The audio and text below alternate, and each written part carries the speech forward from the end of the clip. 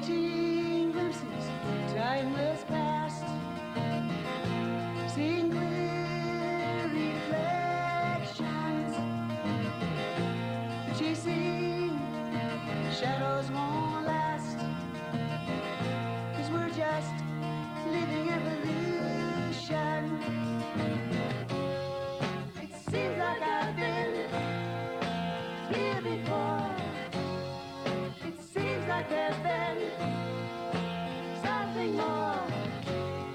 Now that I've opened up this door, no more, no more chasing shadows.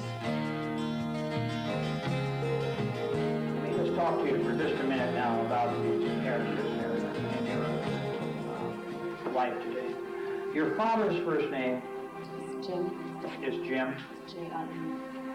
and were you close to him? Was? You mean growing up? No. And, now, tell me about your mother, her first name. Betty. B-E-T-T-Y. Betty? Okay.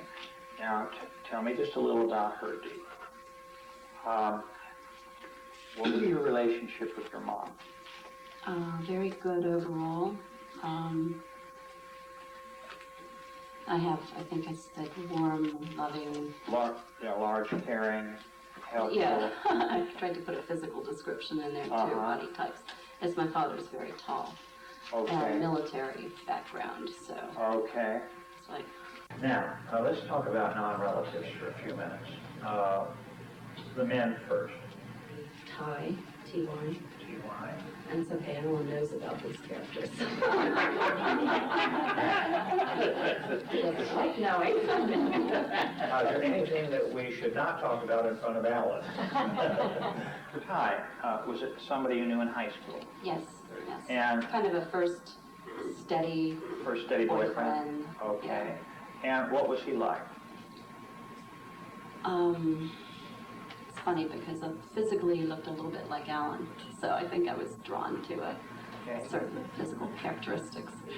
I guess the fact that he didn't come from that area was a draw to me because I didn't really feel in place in the area that I was in. He came from outside, and so did I. You know, if you're not born in that area, you're always an outsider, even if you came there in second grade or first grade. Okay. It's a very small little town.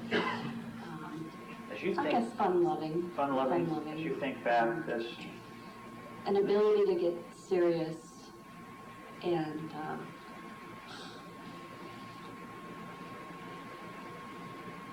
there was a soul connection. I knew it.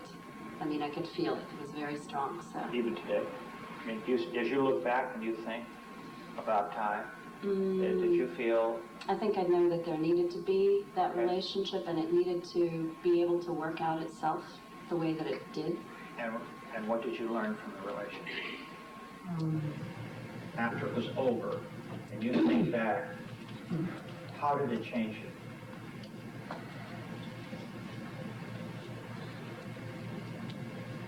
I would say I was probably more cautious, a little less trusting.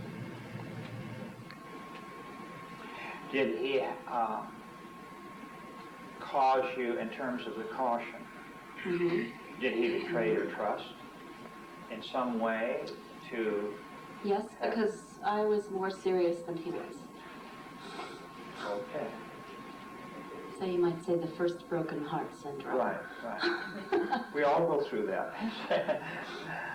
All right. It's kind of like thinking you've met your marriage partner, but not. Yeah. And he was young. Yes, yes, understandable. Now, who should I list after Ty as a significant non-relative male that you would want me to know You about? mean date? Significant. Significant. In any way that you want to use that term. A mentor, teacher, another boyfriend. I mean, you know, you choose. You just tell me chronologically who should come after Ty in terms of a significant male in your life that has made a difference in terms of your growth and development.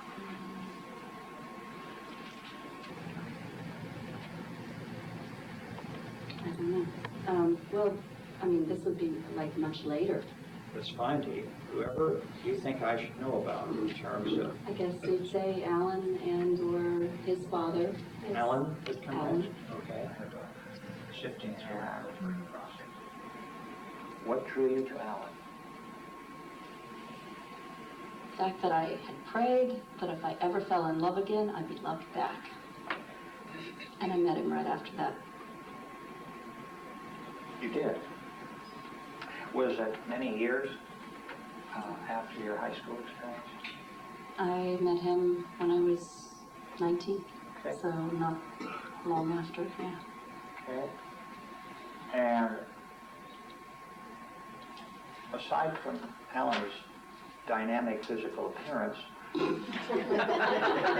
what was He was a gymnast. He was pretty dynamic. What was it about his character that attracted you to him? His ability to be compassionate, Okay. to go deep, to be expanded a bit in thinking, even if he had much, much more traditional upbringing, Uh-huh. that he was willing to explore alternate ideas. I drug him to my first past life regression. And he was humorous, and he was fun Yes, loving and as he was well. musical. That And he made a was big, musical. big draw. Okay. Because music has been a big part of my life too. Well, you know, I know sometimes it's very hard to put into words why people are significant. You know, a lot of clients struggle with this. Mm-hmm. And a lot of clients tell me that they really struggle with the list. Mm-hmm. And they leave people off that maybe should have been on there, and they have people down there who perhaps, upon reflection, weren't as significant as they thought. So, you know, this is kind of a sifting through and filtering process. Now, is there anybody else in your life we should know about, as I say, as a mentor or teacher, or some other male individual that has had a real impact on you, that you feel has made a great difference in perhaps the way you think, perhaps the way you behave, perhaps the way that you look upon life and feel about yourself and your own identity? Are you saying male? Male. Could be anybody, Gene. I would say Alan's father. Now, I know you mentioned Alan's father, and let me have his first name. You'd say, I guess, Al would be one or Stanley would be another. Which But I call him Dad. you call him Dad. And Yeah. shall I put Al down as an alternative? Mm-hmm. Mm-hmm. That's what his wife calls him. Okay. Now, tell me why Alan's father has had such an impact on you.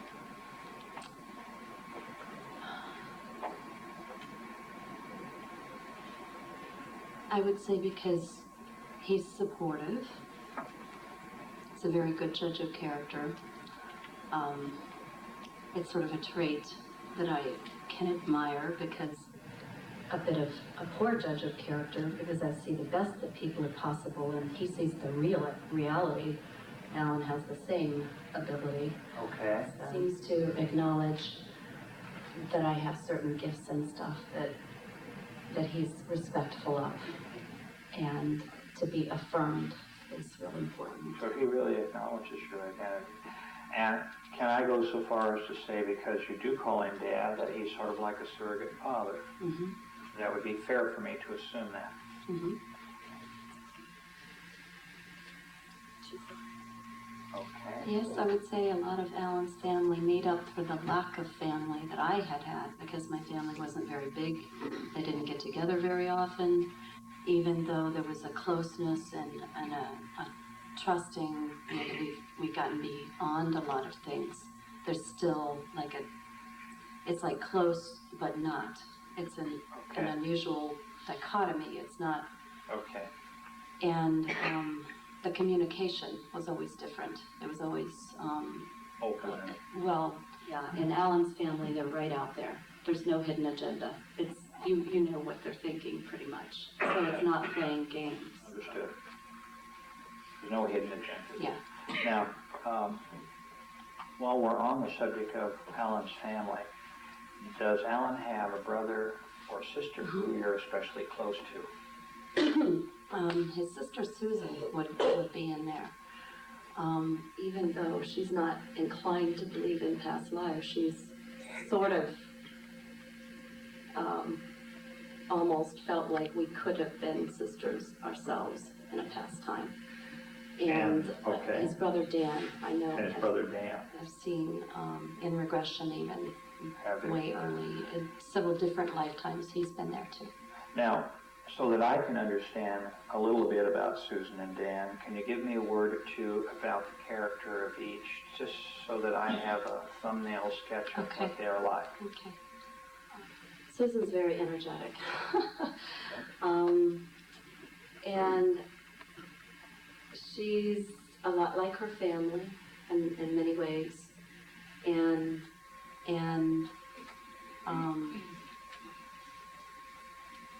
she's sort of a leader. I mean, she's gone to the top of her field in nursing administration. And his brother Dan is very mechanical oriented. Also, a lot of them have leadership qualities. Do they? Yeah. And you admire these? Yes. if it's good leadership. You feel they're both uninhibited people who say what's on their minds and are action-oriented. And do you find Yes. this? Although Dan's more reserved with what he will say when. Okay. Susan's more impulsive. So. Okay. Okay. Very good. Let's, as long as we're on the subject of Susan, now let's complete the section on women. And let me ask you this. Who is your best woman friend? We could go back to elementary school. If you looked at all the women in your life, Dee, who would be number one? As a woman who you feel closest to who is not a relative. Thinking of your entire life. Mm-hmm. And, you know, just maybe if you want to stop at two, we certainly can, Dee. If you want to give me another name or two. I mean, I'm thinking, of course, of people that might show up in your soul group and that you might be curious about in terms of if you've lived other lives with them and this sort of thing. So I'd say Sharon. Sharon? Certain Sharon who's in this room.